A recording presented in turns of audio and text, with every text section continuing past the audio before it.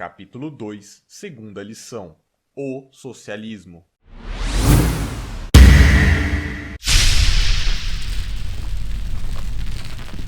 Estou em Buenos Aires a convite do Centro de Difusão de la Economía Libre. Que vem a ser economia livre? Que significa esse sistema de liberdade econômica? A resposta é simples: é a economia de mercado. É o sistema em que a cooperação dos indivíduos na divisão social do trabalho se realiza pelo mercado.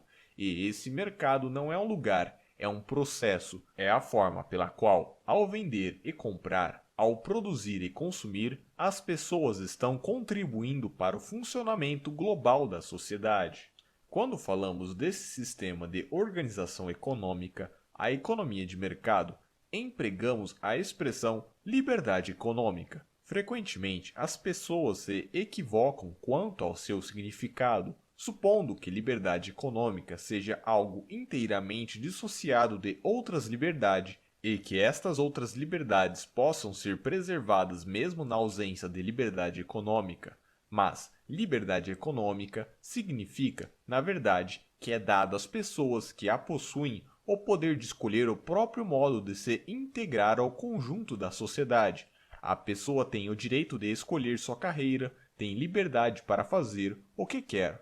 É óbvio que não compreendemos liberdade no sentido que hoje tantos atribuem à palavra. O que queremos dizer é antes que, através da liberdade econômica, o homem é libertado das condições naturais. Nada há na natureza que possa ser chamado de liberdade. Há apenas a regularidade das leis naturais a que o homem é obrigado a obedecer para alcançar qualquer coisa.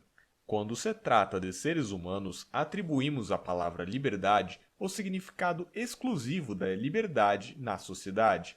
Não obstante, muitos consideram que as liberdades sociais são independentes uma das outras.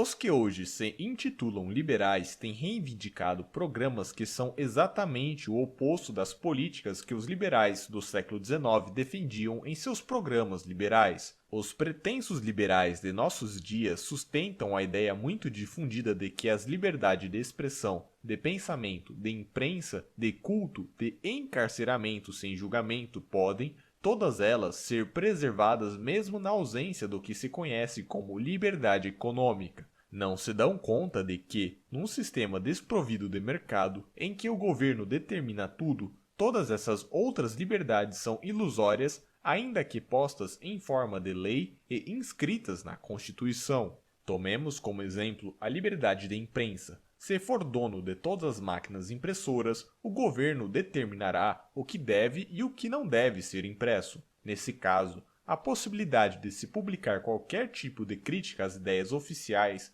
torna-se praticamente nula. A liberdade de imprensa desaparece, e o mesmo se aplica a todas as demais liberdades. Quando há economia de mercado, o indivíduo tem a liberdade de escolher qualquer carreira que deseje seguir, de escolher seu próprio modo de inserção na sociedade. Num sistema socialista é diferente. As carreiras são decididas por decreto do governo. Este pode ordenar às pessoas que não lhe sejam gratas, aquelas cuja presença não lhe pareça conveniente em determinadas regiões, que se mudem para outras regiões e outros lugares. E sempre há como justificar e explicar semelhante procedimento. Declara-se que o plano governamental exige a presença desse eminente cidadão a 5.000 milhas de distância do local onde ele estava sendo ou poderia ser incômodo aos detentores do poder.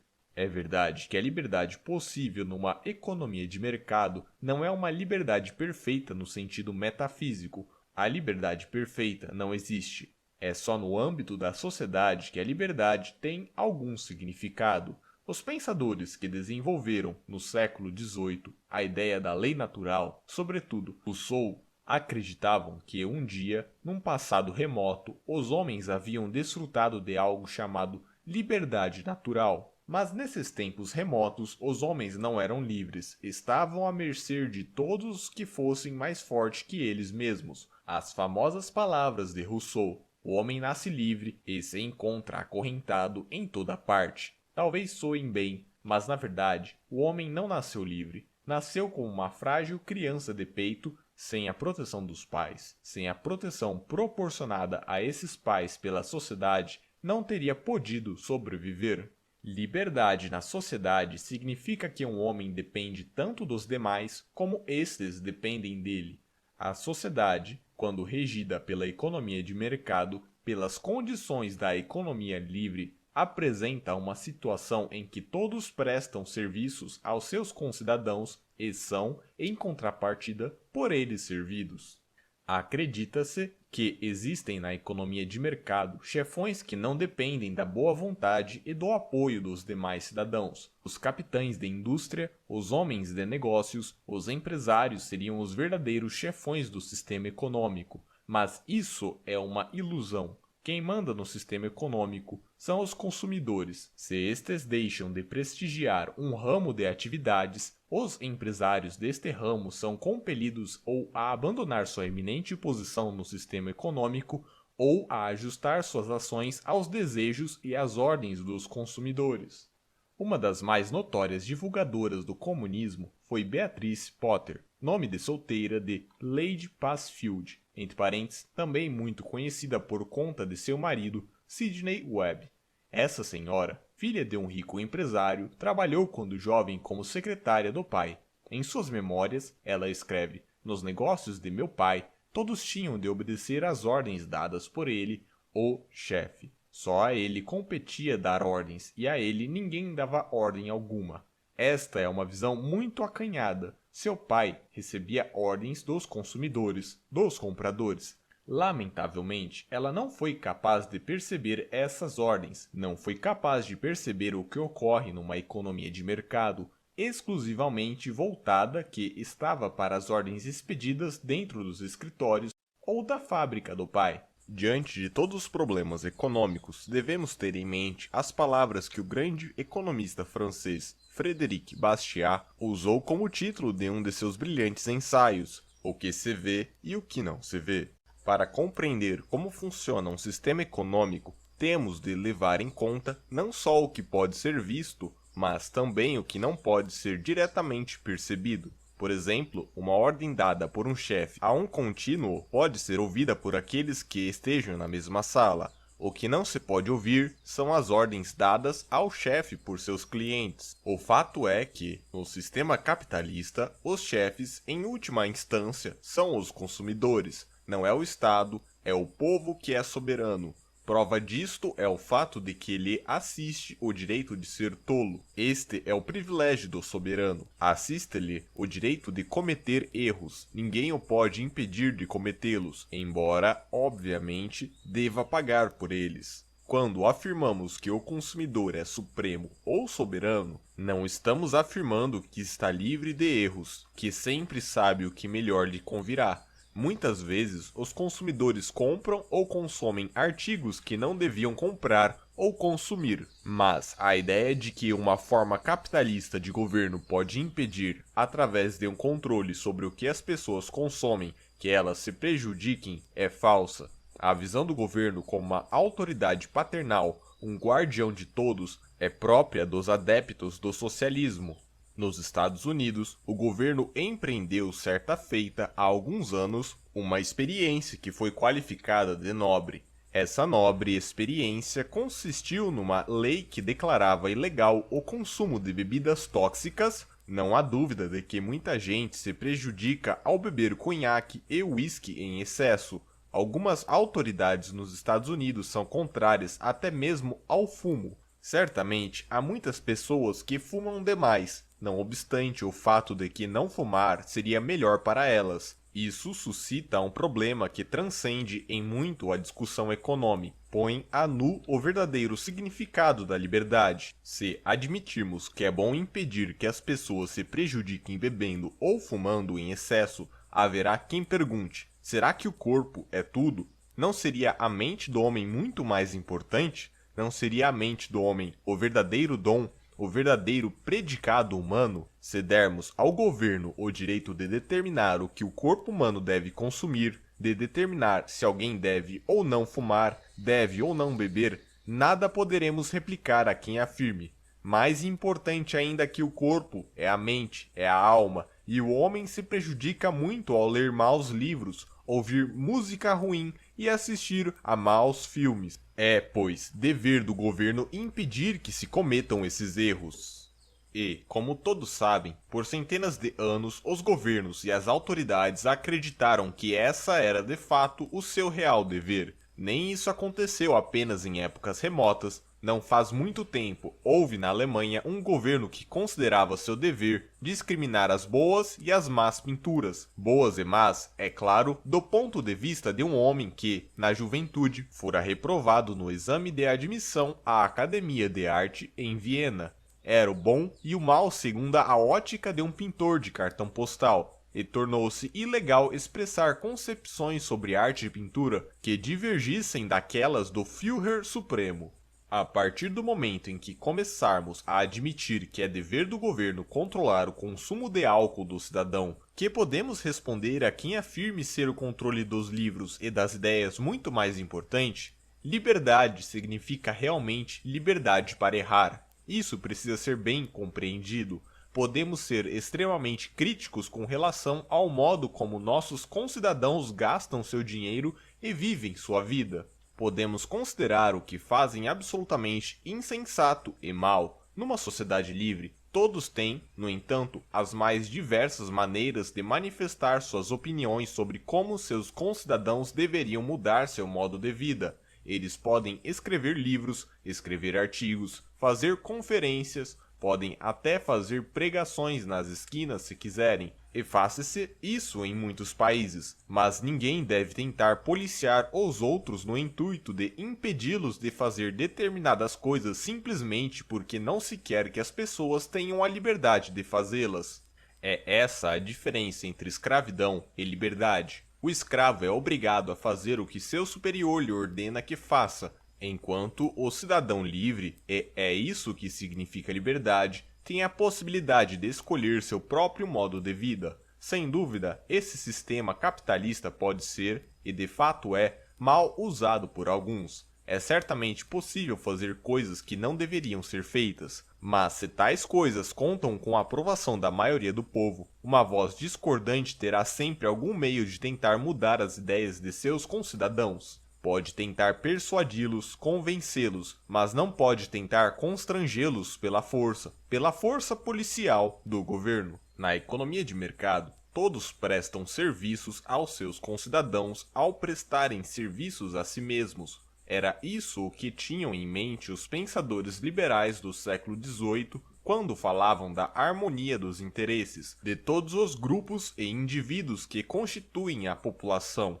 E foi a essa doutrina da harmonia de interesses que os socialistas se opuseram. Falaram de um conflito inconciliável de interesses entre vários grupos. O que significa isso? Quando Karl Marx, no primeiro capítulo do Manifesto Comunista, esse pequeno panfleto que inaugurou seu movimento socialista, sustentou a existência de um conflito inconciliável entre as classes, só pode evocar, como ilustração à sua tese, exemplos tomados das condições da sociedade pré-capitalista. Nos estágios pré-capitalistas, a sociedade se dividia em grupos hereditários de status, na Índia denominados castas. Numa sociedade de status, um homem não nascia, por exemplo, cidadão francês, nascia na condição de membro da aristocracia francesa ou da burguesia francesa ou do campesinato francês. Durante a maior parte da Idade Média, era simplesmente um servo e a servidão, na França, ainda não havia sido inteiramente extinta, mesmo depois da Revolução Americana. Em outras regiões da Europa, a sua extinção ocorreu ainda mais tarde, mas a pior forma de servidão, forma que continuou existindo mesmo depois da abolição da escravatura, era a que tinha lugar nas colônias inglesas.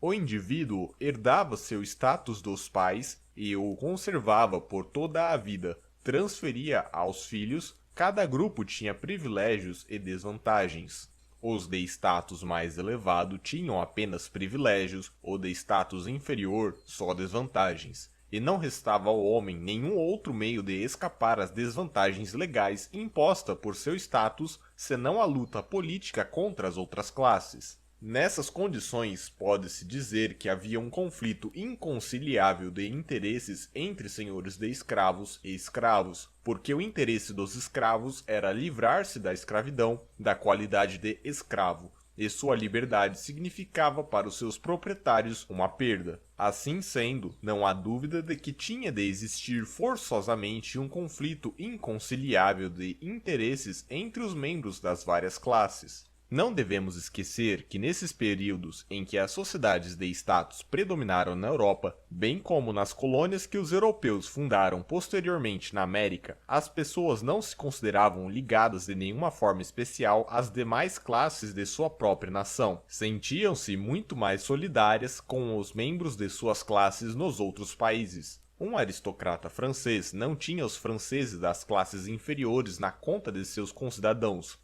A seus olhos, eles não eram mais que a ralé que não lhes agradava. Seus iguais eram os aristocratas dos demais países, os da Itália, Inglaterra e Alemanha, por exemplo. O efeito mais visível desse estado de coisas era o fato de os aristocratas de toda a Europa falarem a mesma língua, o francês, idioma não compreendido fora da França, pelos demais grupos da população. As classes médias, a burguesia, tinham sua própria língua, enquanto as classes baixas, ou campesinato, usavam dialetos locais, muitas vezes não compreendidos por outros grupos da população. O mesmo se passava com relação aos trajes. Quem viajasse de um país para outro em 1750 constataria que as classes mais elevadas, os aristocratas, se vestiam em geral de maneira idêntica em toda a Europa e que as classes baixas usavam roupas diferentes. Vendo alguém na rua, era possível perceber de imediato, pelo modo como se vestia, a sua classe, o seu status.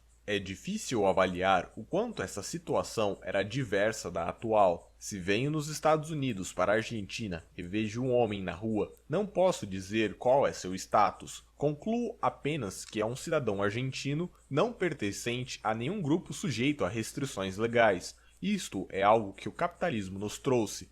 Sem dúvida, há também diferença entre as pessoas no capitalismo. Há diferenças em relação à riqueza, diferença estas que os marxistas equivocadamente consideram equivalentes àquelas antigas que separavam os homens na sociedade de status.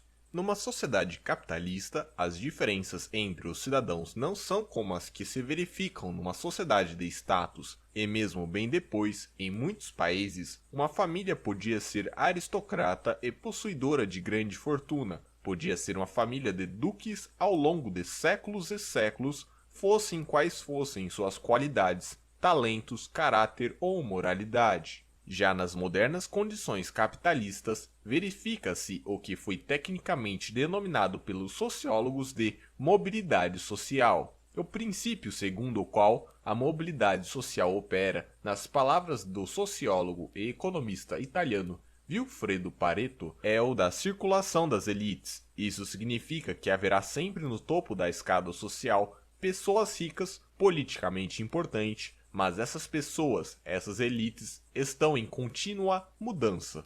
Isto se aplica perfeitamente a uma sociedade capitalista. Não se aplicaria a uma sociedade pré-capitalista de status. As famílias consideradas como as grandes famílias aristocráticas da Europa permanecem as mesmas até hoje, ou melhor, são formadas hoje pelos descendentes de famílias que constituíam a nata na Europa há 8, 10 ou mais séculos. Os capetos de Bourbon, que por um longo período dominaram a Argentina, já eram uma casa real desde o século X. Reinavam sobre o território hoje chamado Le de France, ampliando seu reinado a cada geração. Mas, numa sociedade capitalista, há uma contínua mobilidade. Pobres que enriquecem e descendentes de gente rica que perdem a fortuna e se tornam pobres. Vi hoje, numa livraria de uma rua do centro de Buenos Aires, a biografia de um homem que viveu na Europa do século XIX e que foi tão eminente, tão importante, tão representativo dos altos negócios europeus naquela época, que até hoje, aqui neste país tão distante da Europa, encontram-se à venda exemplares da história de sua vida. Tive a oportunidade de conhecer o neto desse homem. tem o mesmo nome do avô e conserva o direito de usar o título nobiliário que este recebeu 80 anos atrás. Hoje, esse seu neto é um fotógrafo pobre na cidade de Nova York. Outras pessoas, pobres à época em que o avô desse fotógrafo se tornou um dos maiores industriais da Europa, são hoje capitães de indústria. Todos são livres para mudar seu status. É isso que distingue o sistema de status do sistema capitalista de liberdade econômica, em que as pessoas só podem culpar a si mesmas se não chegar a alcançar a posição que almejam. O mais famoso industrial do século XX continua sendo Henry Ford. Ele começou com umas poucas centenas de dólares emprestado por amigos e, em muito pouco tempo, implantou um dos maiores e importantes empreendimentos de grande vulto do mundo, e podemos encontrar centenas de casos semelhantes todos os dias. Diariamente, o New York Times publica longas notas sobre pessoas que faleceram. Lendo essas biografias, podemos deparar, por exemplo, com o nome de um eminente empresário que tem iniciado a vida como vendedor de jornais nas esquinas de Nova York, ou com outro que tem iniciado como contínuo e, por ocasião de sua morte, era o presidente da mesma instituição bancária onde começaram os mais baixos graus da hierarquia. Evidentemente, nem todos conseguem alcançar tais posições, nem todos querem alcançá-las. Há pessoas mais interessadas em outras coisas. Para elas, no entanto, há hoje certos caminhos que não estavam abertos nos tempos da sociedade feudal, na época da sociedade de status. O sistema socialista, contudo, proíbe essa liberdade fundamental que é a escolha da própria carreira. Nas condições socialistas, há uma única autoridade econômica e esta detém o poder de determinar todas as questões atinentes à produção. Um dos traços característicos de nossos dias é o uso de muitos nomes para designar uma mesma coisa. Um sinônimo de socialismo e comunismo é planejamento. Quando falam de planejamento, as pessoas se referem, evidentemente, a um planejamento central, o que significa um plano único feito pelo governo, um plano que impede todo planejamento feito por outra pessoa. Uma senhora inglesa, que é também membro da Câmara Alta, escreveu um livro intitulado Plan or No Plan, obra muito bem recebida no mundo inteiro. O que significa o título desse livro? Ao falar de plano, a autora se refere unicamente ao tipo de planejamento concebido por Lenin, Stalin e seus sucessores, o tipo que determina todas as atividades de todo o povo de uma nação. Por conseguinte, essa senhora só leva em conta o planejamento central, que exclui todos os planos pessoais que os indivíduos possam ter. Assim sendo, seu título Plan or No Plan revela-se um logro, uma burla. A alternativa não está em plano central versus nenhum plano. Na verdade, a escolha está entre o planejamento total feito por uma autoridade governamental central e a liberdade de cada indivíduo para traçar os próprios planos, fazer o próprio planejamento. O indivíduo planeja sua vida todos os dias, alterando seus planos diários sempre que queira. O homem livre planeja diariamente segundo suas necessidades. Dizia ontem, por exemplo, planejo trabalhar pelo resto dos meus dias em Córdoba. Agora, informado que as condições em Buenos Aires estão melhores, muda seus planos e diz: em vez de trabalhar em Córdoba, quero ir para Buenos Aires. É isso que significa liberdade. Pode ser que ele esteja enganado. Pode ser que essa ideia para Buenos Aires se revele um erro. Talvez as condições lhe tivessem sido mais propícias em Córdoba, mas ele foi o autor dos próprios planos. Submetido ao planejamento governamental, o homem é como um soldado num exército. Não cabe a um soldado o direito de escolher sua guarnição, a praça onde servirá. Cabe-lhe cumprir ordens. E o sistema socialista, como o sabiam e admitiam Karl Marx, Lenin e todos os líderes socialistas, consiste na transposição do regime militar a todo o sistema de produção. Marx falou de exércitos industriais, e Lenin impôs a organização de tudo, o correio, as manufaturas e os demais ramos industriais, segundo o modelo do exército. Portanto, no sistema socialista, tudo depende da sabedoria, dos talentos e dos dons daqueles que constituem a autoridade suprema. O que o ditador supremo ou seu comitê não sabe não é levado em conta. Mas acontece que o conhecimento acumulado pela humanidade em sua longa história não é algo que uma só pessoa possa deter. Acumulamos, ao longo dos séculos, um volume tão incomensurável de conhecimentos científicos e tecnológicos que se torna humanamente impossível a um indivíduo o domínio de todo esse cabedal, por mais extremamente bem dotado que o indivíduo seja. Acresce que os homens são diferentes, desiguais, e sempre o serão. Alguns são mais dotados em determinado aspecto, menos em outro, e há os que têm o dom de descobrir novos caminhos, de buscar os rumos do conhecimento. Nas sociedades capitalistas, o progresso tecnológico e econômico é promovido por esses homens. Quando alguém tem uma ideia, procura encontrar algumas outras pessoas argutas o suficiente para perceberem o valor do seu achado.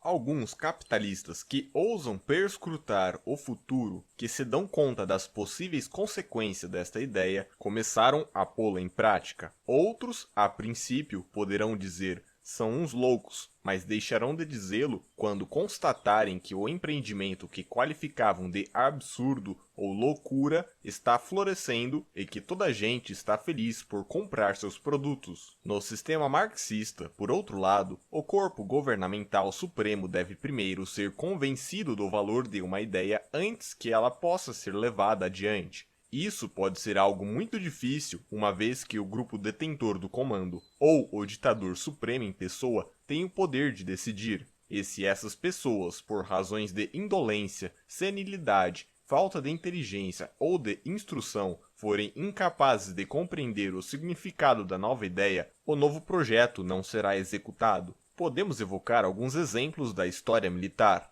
Napoleão era indubitavelmente um gênio em questões militares. Não obstante, viu-se certa feita diante de um grave problema. Sua incapacidade para resolvê-lo culminou na sua derrota e no subsequente exílio na solidão de Santa Helena. O problema de Napoleão podia resumir-se a uma pergunta: como conquistar a Inglaterra? Para fazê-lo, precisava de uma esquadra capaz de cruzar o Canal da Mancha. Houve, então, pessoas que lhe garantiriam conhecer um meio seguro de levar a cabo aquela travessia. Estas pessoas, numa época de embarcações à vela, traziam a nova ideia de barcos movidos a vapor, mas Napoleão não compreendeu sua proposta. Depois, houve o famoso General Stab da Alemanha antes da Primeira Guerra Mundial. O Estado-Maior alemão era universalmente considerado insuperável em ciência militar. Reputação análoga tinha o Estado-Maior do General Foch, na França. Mas nem os alemães, nem os franceses perceberam a importância da aviação para fins militares. O Estado-Maior alemão declarava: a aviação é um mero divertimento, voar é bom para os desocupados. Do ponto de vista militar, só Zeppelins tinham importância, e os franceses eram da mesma opinião. Mais tarde, no intervalo entre as duas guerras mundiais, nos Estados Unidos, um general se convenceu de que a aviação seria de extrema importância na guerra que se aproximava, mas todos os peritos do país pensavam o contrário. Ele não conseguiu convencê-lo. Sempre que tentamos convencer um grupo de pessoas que não depende diretamente da solução de um problema, o fracasso é certo. Isso se aplica também aos problemas não econômicos. Muitos pintores, poetas, escritores e compositores já se queixaram de que o público não reconhecia sua obra, o que os obrigava a permanecerem na pobreza. Não há dúvida de que o público pode ter julgado mal, mas, quando promulgam que o governo deve subsidiar os grandes artistas, pintores e escritores, esses artistas estão completamente errados. A quem deveria o governo confiar a tarefa de decidir se determinado estreante é ou não, de fato, um grande pintor, teria de se valer da apreciação dos critérios e dos professores de História da Arte, que, sempre voltados para o passado, até hoje deram raras mostras de talento no que tange a descoberta de novos gênios. Essa é a grande diferença entre um sistema de planejamento e um sistema em que é dado a cada um planejar e agir por conta própria. É verdade, obviamente, que grandes pintores e grandes escritores suportaram, muitas vezes, situações de extrema penúria. Podem ter tido êxito em sua arte, mas nem sempre em ganhar dinheiro. Van Gogh foi, por certo, um grande pintor. Teve de sofrer agruras insuportáveis e acabou por se suicidar aos 37 anos de idade. Em toda a sua existência, vendeu apenas uma tela, comprada por um primo. Afora essa única venda, viveu do dinheiro do irmão, que apesar de não ser artista nem pintor, compreendia as necessidades de um pintor. Hoje, não se compra um Van Gogh por menos de 100 ou 200 mil dólares. No sistema socialista, o destino de Van Gogh poderia ter sido diverso. Algum funcionário do governo teria perguntado a alguns pintores famosos, entre parênteses, a quem Van Gogh seguramente nem sequer seria considerado artista, fecha parênteses, se aquele jovem, um tanto louco ou completamente louco, era de fato um pintor que valesse a pena subsidiar. E, com toda certeza, eles teriam respondido: não, não é um pintor, não é um artista, não passa de uma criatura que desperdiça tinta, e o teriam enviado a trabalhar numa indústria de laticínios ou para um hospício. Todo esse entusiasmo pelo socialismo manifestado pelas novas gerações de pintores, poetas, músicos, jornalistas, autores baseia-se, portanto, numa ilusão. Refiro-me a isso porque esses grupos estão entre os mais fanáticos defensores da concepção socialista. Quando se trata de escolher entre o socialismo e o capitalismo como sistema econômico, o problema é um tanto diferente. Os teóricos do socialismo jamais suspeitaram que a indústria moderna, justamente com todos os processos do moderno mundo dos negócios, se basearia no cálculo. Os engenheiros não são, de maneira alguma, os únicos a planejarem com base em cálculos. Também os empresários são obrigados a fazê-lo, e os cálculos do homem de negócios se baseiam todos no fato de que, na economia de mercado, os preços em dinheiro dos bens não só informam o consumidor, como fornecem ao negociante informações de importância vital sobre os fatores de produção, porquanto o mercado tem por função primordial determinar não só o custo da última parte do processo de produção, mas também o dos passos intermediários. O sistema de mercado é indissociável do fato de que há uma divisão mentalmente calculada do trabalho entre os vários empresários que disputam entre si os fatores de produção, as matérias-primas, as máquinas, os instrumentos e o fator humano de produção, ou seja, os salários pagos à mão de obra. Esse tipo de cálculo que o empresário realiza não pode ser feito se ele não tem os preços fornecidos pelo mercado. No instante mesmo em que se abolir o mercado, e é o que os socialistas gostariam de fazer, ficariam inutilizados todos os computos e cálculos feitos pelos engenheiros e tecnólogos. Os tecnólogos podem continuar fornecendo grande número de projetos que, do ponto de vista das ciências naturais, podem ser todos igualmente exequíveis, mas são os cálculos baseados no mercado, realizados pelo homem de negócios, que são indispensáveis para se determinar qual desses projetos é o mais vantajoso do ponto de vista econômico. O problema de que estou tratando é a questão fundamental do cálculo econômico capitalista em contraposição ao que se passa no socialismo. O fato é que o cálculo econômico e, por conseguinte, todo o planejamento tecnológico só é possível quando existem preços em dinheiro, não só para bens de consumo, como para os fatores de produção. Isso significa que é preciso haver um mercado para todas as matérias-primas, todos os artigos semi-acabados, todos os instrumentos e máquinas e todos os tipos de trabalho e de serviço humanos. Quando se descobriu esse fato, os socialistas não souberam reagir adequadamente. Por 150 anos tinham afirmado: todos os males do mundo advêm da existência de mercados e de preços de mercado. Queremos abolir o mercado e, com ele, é claro, a economia de mercado, substituindo-a por um sistema sem preços e sem mercados. Queriam abolir o que Marx chamou de caráter de mercadoria, das mercadorias e do trabalho. Confrontados com esse novo problema, os teóricos do socialismo, sem resposta, acabaram por concluir: não aboliremos o mercado por completo, faremos de conta que existe um mercado, como as crianças quando brincam de escolinha. A questão é que, todos sabem, as crianças quando brincam de escolinha não aprendem coisa alguma. É só uma brincadeira, uma simulação, e se pode simular muitas coisas. Este é um problema muito difícil e complexo, e para analisá-lo em toda a sua amplitude seria necessário um pouco mais de tempo do que o que tenho aqui. Explanei-o em detalhes em meus escritos.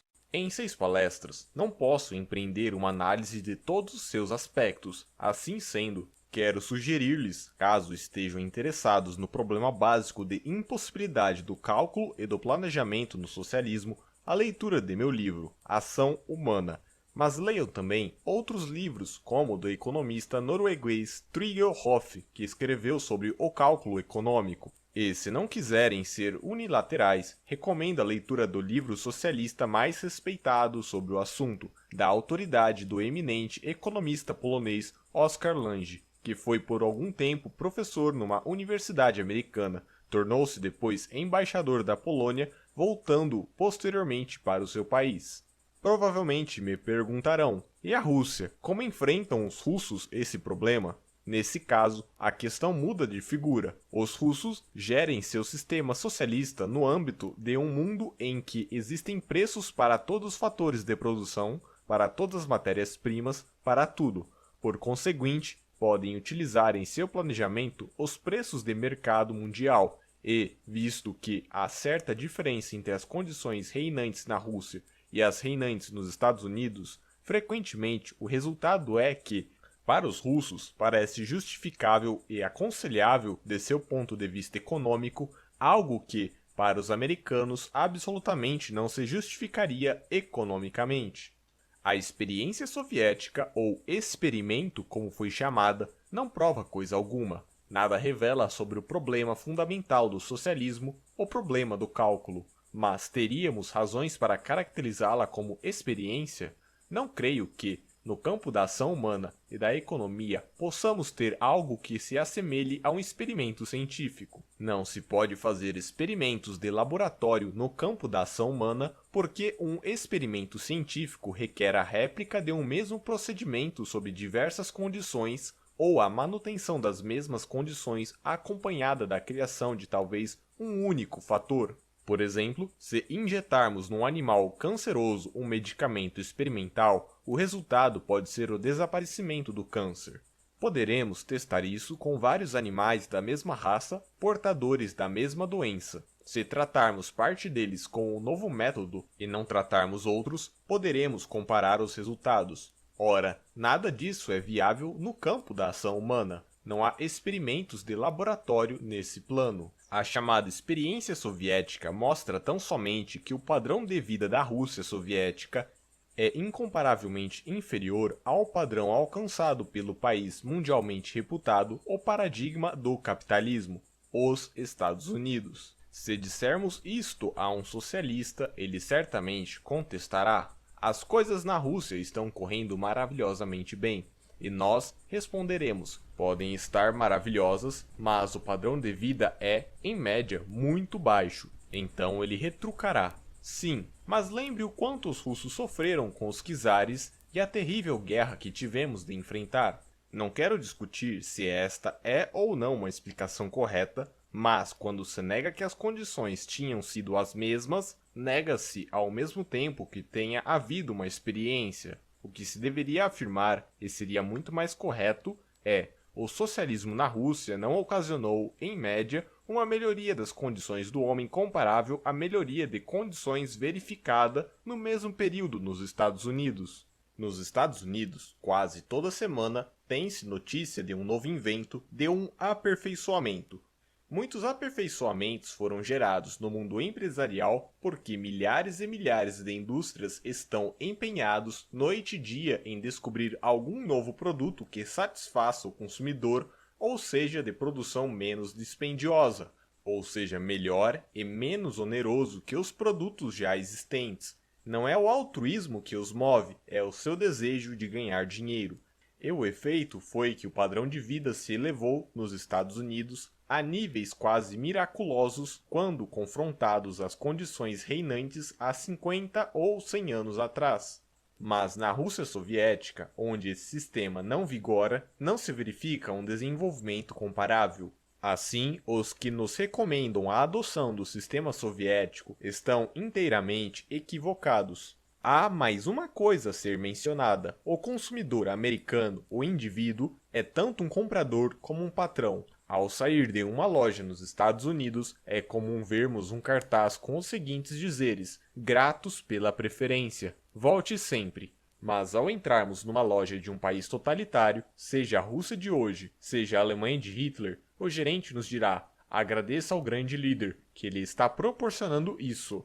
Nos países socialistas, ao invés de ser o vendedor, é o comprador que deve ficar agradecido. Não é o cidadão quem manda. Quem manda é o comitê central, o gabinete central. Estes comitês, os líderes, os ditadores, são supremos. Ao povo cabe simplesmente obedecer-lhes.